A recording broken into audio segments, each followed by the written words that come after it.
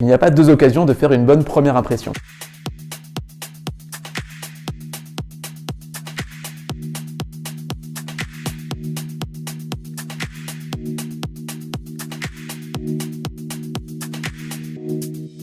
Alexandre Grunier, je suis cofondateur de Workello. C'est qu'on réinvente les expériences de mobilité en entreprise, de l'arrivée jusqu'au départ, donc les sujets de onboarding et de offboarding. Alors, Workello, on s'est lancé il y a à peu près 3 ans et demi maintenant.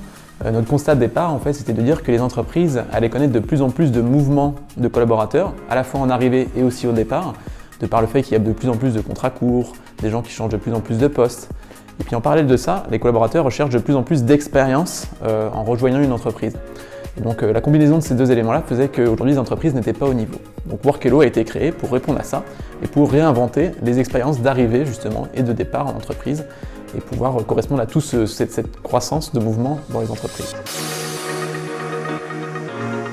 Nos principaux concurrents, ce sont principalement les SIRH qui ont potentiellement une brique onboarding inclus dans leur offre.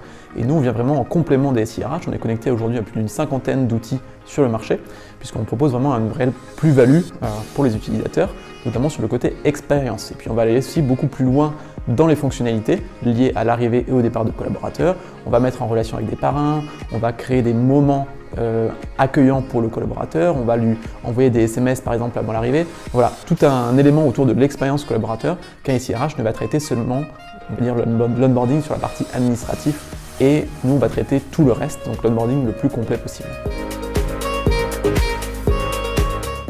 Alors déjà, nous souhaitons devenir le leader européen de la gestion des mobilités d'ici 3 ans.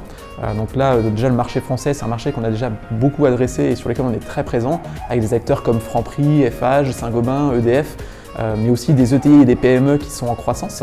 Et donc là, notre objectif sur les prochains mois, c'est de consolider ce positionnement sur le marché français et ensuite d'aller essayer de conquérir d'autres marchés, puisque notre offre aujourd'hui peut clairement s'internationaliser sur d'autres pays et on le voit déjà à travers nos clients qui ont déjà des filiales dans différents pays.